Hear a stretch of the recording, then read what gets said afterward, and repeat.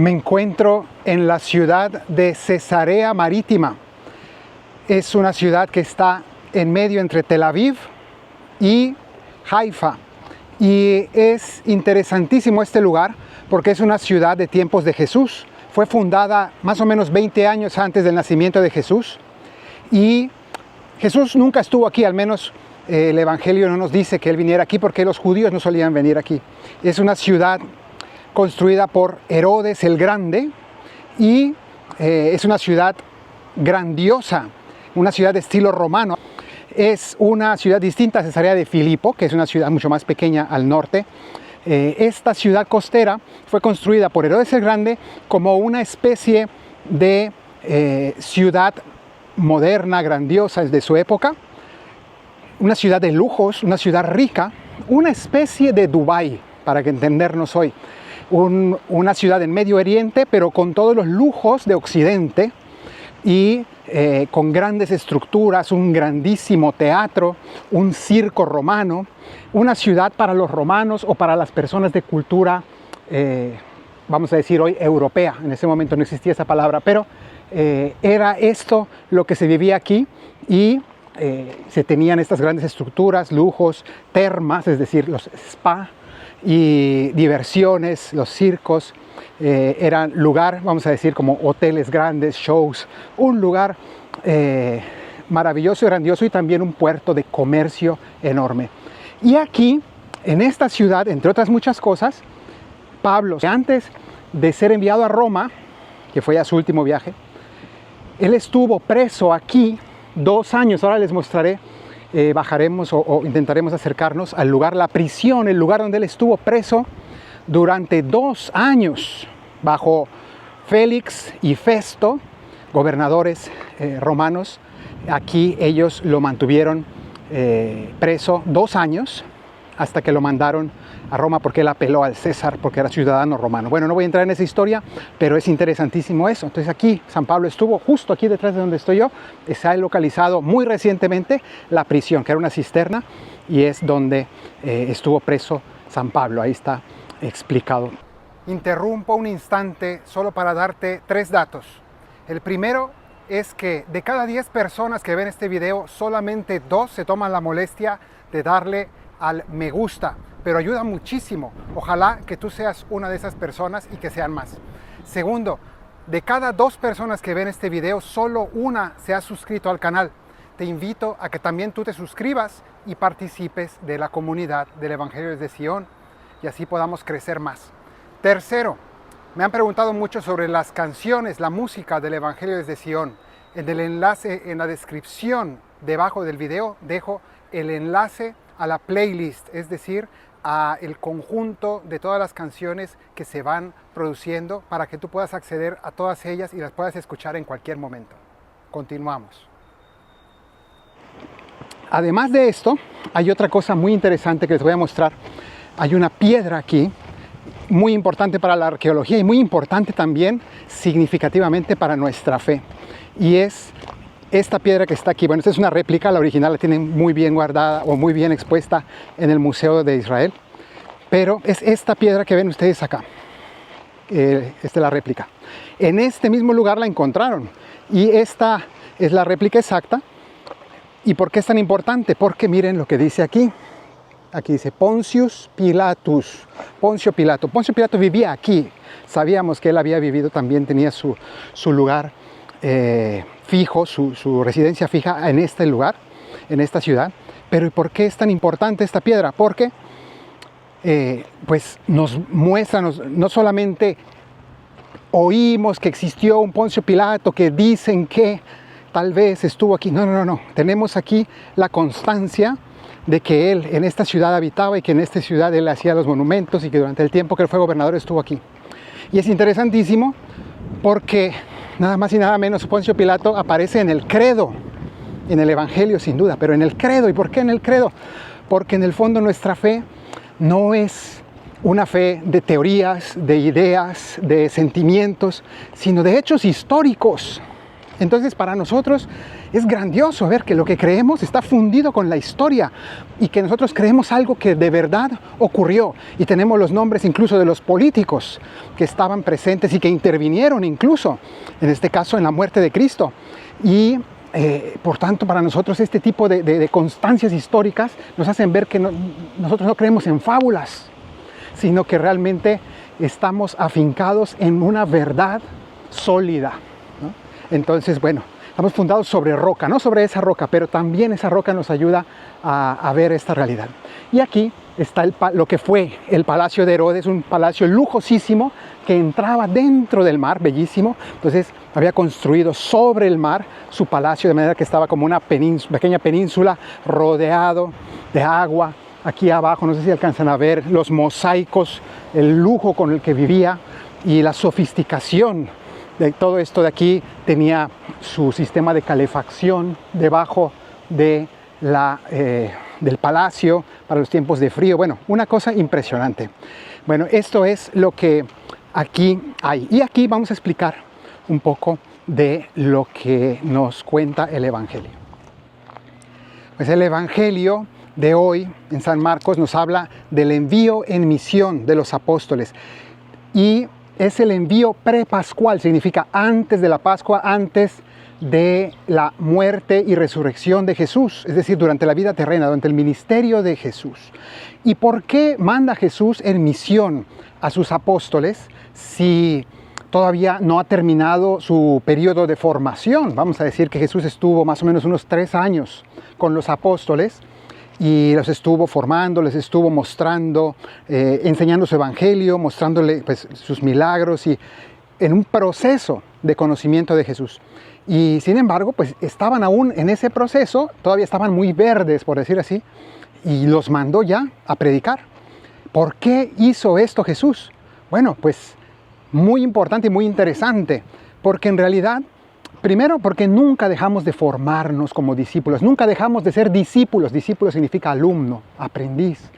Y nosotros nunca dejamos de ser discípulos, o sea que nadie puede decir, no, este ya no es discípulo, ahora ya solo se dedica a evangelizar porque ya aprendió todo. No, yo incluso soy sacerdote, soy siempre discípulo, nunca puedo terminar de aprender de Jesús, no solo terminar de estudiar, siempre hay que estudiar, pero más que eso, conocer el Evangelio a fondo, a conocer a Jesús a fondo. Todos los días me enseña cosas nuevas, todos los días me replantea las cosas, todos los días me impulsa a más, me enseña más. Entonces, todos tenemos ese proceso de aprendizaje continuo. Entonces, esta es la primera cosa.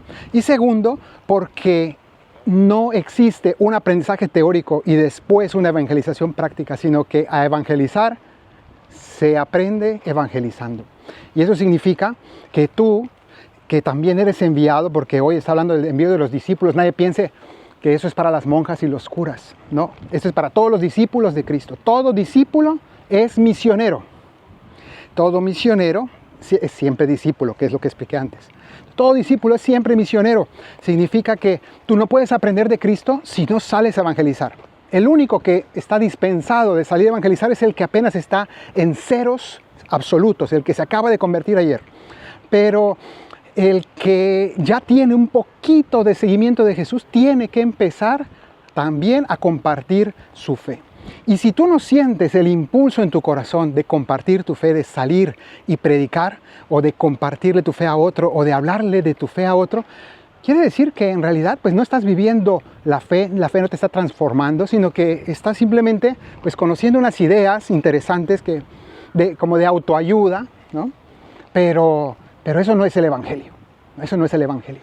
Entonces, cuando tenemos contacto real con Jesús y me cambia la vida, lo primero que siento es la necesidad de compartirlo con otros, de contarle mi experiencia a otro, de darle mi testimonio a otro. Y eso es parte del proceso de evangelización, ¿no? Si la fe, si no se comparte, se muere. La fe, si no se comparte, se muere. Entonces, esto hacen los discípulos, salen a predicar porque Jesús los manda. Y ahora vamos a escuchar cómo fue este proceso, qué es lo que Jesús les mandó a hacer y las instrucciones exactas, porque les dio muchas instrucciones muy específicas y son todas muy interesantes. Vamos a verlo. Lo primero que nos dice es que llamó Jesús a los 12 y comenzó a enviarlos de dos en dos. Ese llamó, no solamente es que ese día los llamó para que vinieran a oírle, sino también está refiriéndose al llamado que Jesús les hizo a la misión. Desde el inicio los llamó en su vida, les dio una vocación, ese llamado profundo que también tú y yo tenemos. Y el Señor entonces los llamó y comenzó a enviarlos de dos en dos. ¿Por qué de dos en dos? Pudo haber mandado a cada uno haga su misión aparte, pero no.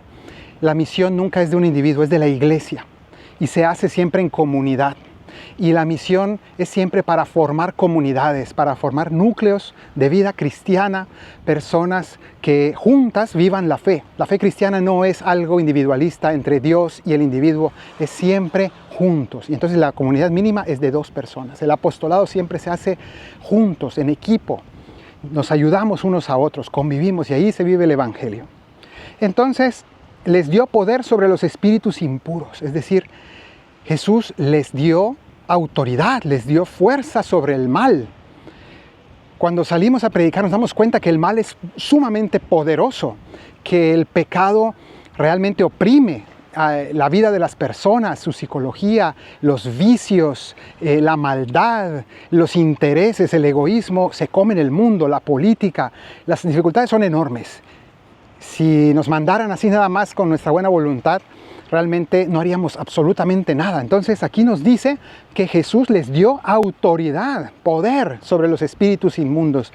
Realmente tenemos que tener esa confianza. No soy yo, no es mi palabra, sino que yo tengo la autoridad de Cristo sobre todos esos poderes del mal, sobre todo el pecado, sobre todo el poder del infierno que domina este mundo, y que yo puedo porque tengo el poder de Cristo, no el mío. Y los encargó de que no tomaran para el camino nada más que un bastón. Aquí hay unas diferencias porque en los otros sinópticos habla de que no lleven bastón. Cada evangelista quiere subrayar un aspecto distinto. No es que uno esté mintiendo y el otro no, sino que cada uno nos evangeliza en un vocabulario distinto según el auditorio al que escribió. Y en este caso, cuando nos habla de que llevaran un bastón, podríamos pensar también un poco en esto que acaba de decir de la autoridad, les dio autoridad. ¿Se acuerdan ustedes que Moisés llevaba un bastón? Y ese bastón era con el que Dios le concedía hacer milagros, ¿no? Y con el que abrió el Mar Rojo, y con el que sacó el agua de la piedra, el que se convirtió en serpiente, todo eso lo hacía con el bastón. Es decir, está hablando de que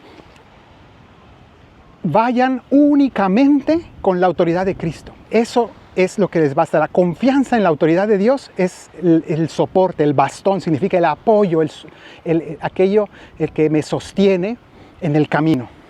Y luego dice que no lleven ni pan, ni alforja, ni dinero. Ni pan, ni alforja, ni dinero. Cuando nosotros pedimos en el Padre Nuestro, decimos, danos hoy nuestro pan de cada día. Y eso es súper importante. ¿Por qué? Porque no pedimos, Señor, damos un montón de pan y que nunca nos falte y que tengamos de sobra. No. No queremos riqueza, no queremos acumular. En el fondo, alforja es la bolsa donde se acumulan cosas. Dice, no, ustedes no busquen acumular cosas, no busquen seguridades. Pídanle al Señor que en su providencia les dé lo que necesitan en cada momento sin que les sobre, ¿no? En los libros sapienciales de la Biblia se dice precisamente esto, Señor, no permitas que yo sea muy pobre, pero que tampoco yo sea muy rico, ¿no? Porque en el fondo, precisamente, si me sobra el dinero, si me sobran los recursos, entonces me entorpece la vida, ¿no? Me distrae, me dejo de preocupar de ti, dejo de creer en ti. Trae muchos males el tener en exceso. Entonces aquí Jesús dice, no tengan en exceso, tengan lo necesario y apóyense solamente en la autoridad que yo les he dado.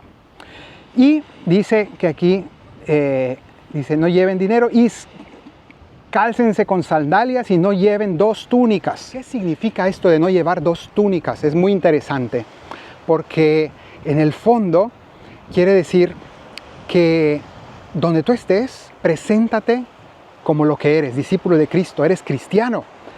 Y no es que durante mi predicación me presento como cristiano en la iglesia, sí, yo soy un gran cristiano, pero luego en mi vida privada soy otra cosa. Luego ya en otros momentos yo ya actúo de manera diferente, me pongo como otro vestido, ¿no? Entonces, de día soy cristiano y de noche yo ya, mis asuntos privados, en mis negocios ya me comporto de otra manera. Somos discípulos de Cristo 24/7, 24 horas, 7 días a la semana, todo el tiempo. Soy cristiano en mi vida personal, en mi vida familiar, en mi vida profesional y en mi vida también religiosa, espiritual, en mi apostolado. En todos lados una misma cara, una misma identidad, una sola y única identidad. No me estoy cambiando de bando, de Cristo o del mundo, a veces de Cristo, a veces del mundo. Soy siempre de Él, de Jesús. Y les decía luego, donde quiera que entren en una casa, quédense en ella hasta que salgan de aquel lugar.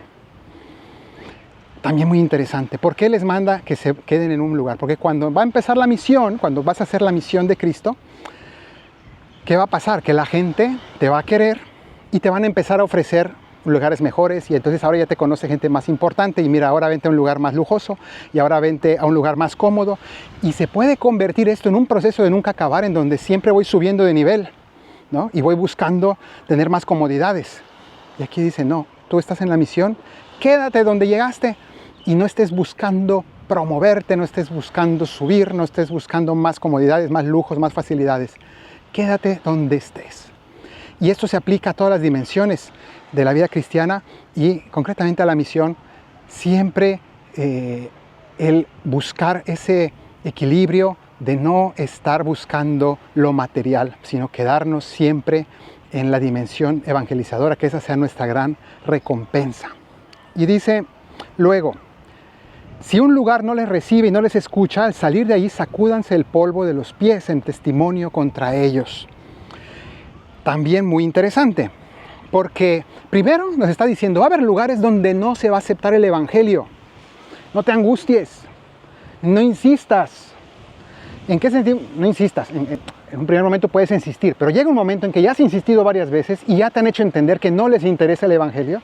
Bueno, ya estaba anunciado, va a haber personas, va a haber países, va a haber culturas, va a haber ciudades donde no van a querer saber nada de Cristo y van a decir, no me interesa y estoy bien como estoy. Bueno, pues dice, sacúdete el polvo de los pies y vete a otro lugar, porque hay otros lugares donde sí lo necesitan. Entonces a veces como que nos obstinamos en decir, no, pues ahora vamos a cambiar el mensaje y ahora lo vamos a presentar así, vamos a hacer unas charlas, pero que no hablemos de Jesús para que la gente no se ofenda, y si venga, pues si no voy a hablar de Jesús, entonces ya mejor me voy a otro lugar donde sí pueda hablar de Él. Es importante esto, indispensable recordar que no hay que meter el evangelio con calzador, ¿no? Se ofrece el evangelio, se da el testimonio, y una vez dado el testimonio, si no se acepta, pues gracias y me voy, que es lo que dice ahí. Y sacúdete el polvo de los pies. ¿Qué significa? No es solamente como un símbolo de desprecio, no es esto, sino que también que no se te pegue nada de ese lugar.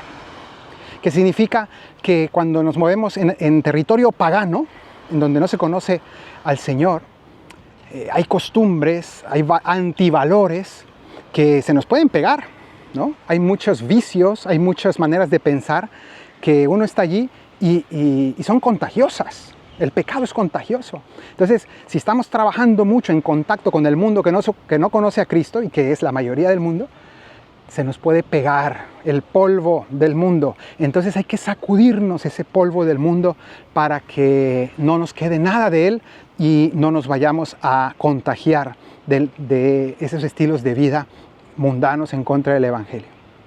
Y luego finalmente dice, saliendo, predicar. Entonces ya después nos dice el evangelio que saliendo predicaron que se arrepintieran y echaban muchos demonios, y ungiendo con óleo a muchos enfermos los curaban. Entonces nos habla de la misión. ¿Qué es lo que predicaron los apóstoles? Predicaron el arrepentimiento, la conversión de los pecados. Es lo básico, lo primero que se predica. Y luego liberaban a muchas personas de los demonios, de todo tipo de demonios, exorcismos sí, pero también de pecados y también de todo el mal que aqueja y que esclaviza a los seres humanos. Y también sanaron a muchas personas, los curaban con la unción de los enfermos, aquí dice ungiendo con óleo a los enfermos, pero también digamos que con la oración, ¿no? Se consuela, se sanan corazones enfermedades físicas, enfermedades espirituales. Esto es a lo que estamos llamados a hacer, a liberar muchas personas, anunciarles el cambio de vida que es posible y también llevarles sanación, transformación, luz a sus vidas. Que el Señor te bendiga desde Sion, el que hizo cielo y tierra, en el nombre del Padre, del Hijo y del Espíritu Santo. Amén.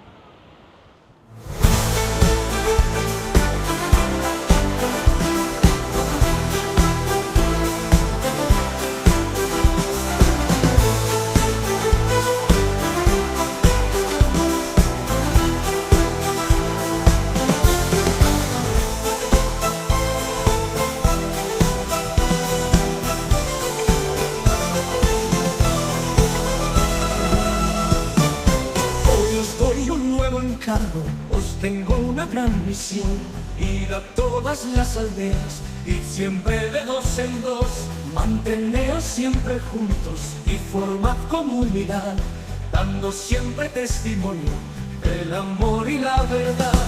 Predicad siempre en mi nombre, os concedo autoridad sobre espíritus inmundos, a las almas liberad con mi propia potestad. Y llevad mi evangelio, todo está bajo mi rey. Recibid mi autoridad, el poder de la maldad que domina en este mundo, y los demonios iracundos todos se os someterán, porque yo estoy con vosotros y llevad libertad.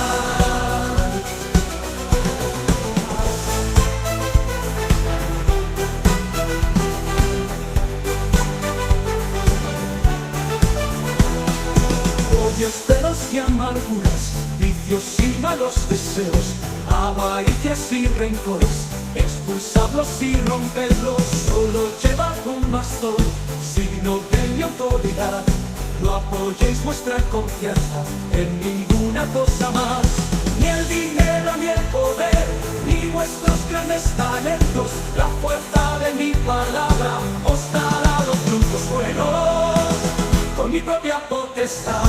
Y llevad mi evangelio, todo está bajo mi imperio. Recibid mi autoridad, el poder de la maldad que domina en este mundo, y los demonios iracundos todos se os someterán, porque yo estoy con vosotros y llevad libertad.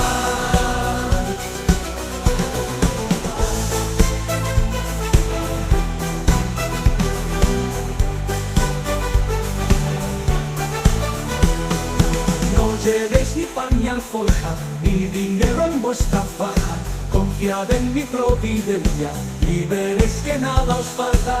Una sola túnica, mostrad siempre un solo rostro, el de los discípulos, siempre delante de todos. En la casa donde entréis y que os brinden hospedaje, en esa permaneced, no busquéis comodidades, con mi propia potestad. Y llevad mi evangelio, todo está bajo mi imperio. Recibid mi autoridad, el poder de la maldad que domina en este mundo, y los demonios iracundos todos se os someterán, porque yo estoy con vosotros y llevad libertad.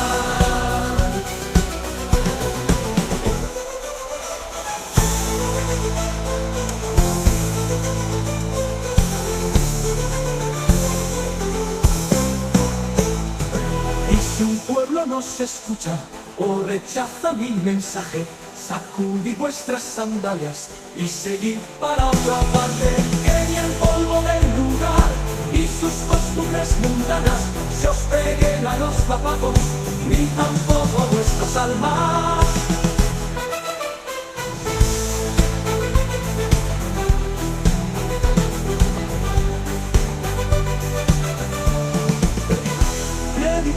La conversión, acabar con los demonios, ungir a muchos enfermos y llevar salud y gozo. Con mi propia potestad y llevar mi evangelio, todo está bajo mi imperio. Recibid mi autoridad, el poder de la maldad que domina en este mundo, y los demonios iracundos todos se os someterán, porque que yo estoy con vosotros y diré